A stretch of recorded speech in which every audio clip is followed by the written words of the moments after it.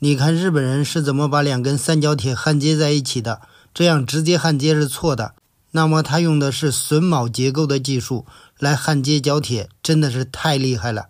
你看他把这个角铁直接分开以后，用板尺找到这个角铁它的中心点，然后呢在中间画一个记号，在这里呢再画一条线，然后这边也是以同样的方法给它中间画一条线，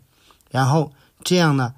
再把2根三角铁这样对在一起，也是这样往这个延长了画线，然后这里呢画出角铁它的长度和另一个角铁是一样的，但是这个角铁呢切割的位置是不一样的。你看这边打车的阴影部分都给它切下来，然后切掉以后就是这样凹凸连接在一起，